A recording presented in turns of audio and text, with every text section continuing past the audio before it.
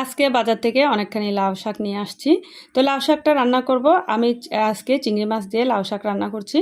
শাকের জন্য প্রথমে আমি রসুন কুচি দিয়ে দিয়েছি তেলের মধ্যে, এরপর পেঁয়াজ কুচি, কাঁচামরিচ দিয়ে দিয়েছি, দিয়ে বেশ কিছুক্ষণ নাড়াচাড়া করে নিয়েছি। এখন আমি স্বাদ মতো লবণটা দিয়ে দিব।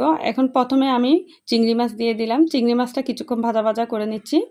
এরপর এই যে লবণটা দিয়ে দিয়েছি আর সামান্য হলুদ গুঁড়া আর সামান্য পরিমাণে মরিচের গুঁড়াটা দিয়ে দিয়েছি। তারপর বেশ কিছুক্ষণ নাড়াচাড়া করে কিছুক্ষণ পর্যন্ত ভাজা ভাজা করে নিচ্ছি।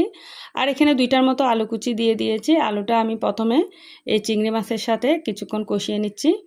তো এই যে কষানো হয়ে গিয়েছে, আমি এখন এখানে ঝোলের জন্য পানিটাও দিয়ে দিচ্ছি। পানিটা দিয়ে বলক উঠে আসা পর্যন্ত আমি অপেক্ষা করব। এই যে এটা প্রায় বলক উঠে আসছে, এখন আমি শাকটা দিয়ে দিচ্ছি। শাকটা দিয়ে নাড়াচাড়া করে ভালোভাবে কিছুক্ষণ ঢাকনাটা দিয়ে ঢেকে রেখে দিব। এই যে তারপর কিছুক্ষণ পর পর নাড়াচাড়া করে দিয়েছি। এই লাউ শাক রান্নাটা আমার খুবই ভালো লাগে, ভাজির চেয়েও আমার লাউ শাক রান্নাটা ভালো লাগে। তো এই যে কিছুক্ষণ পর পর নাড়াচাড়া করে দিয়েছি, দিয়ে আরও কিছুক্ষণ রান্না করে নিলাম। এরপর রান্নাটা প্রায় কমপ্লিট হয়ে গিয়েছে। এখন একটু ফোড়নের জন্য রসুন পেঁয়াজ কুচি দিয়ে দিয়েছি। এখন গরম গরম ভাতের সাথে পরিবেশন করব। এটা খেতে খুবই মজা হয়েছিল। লাউ শাক দিয়ে চিংড়ি মাছ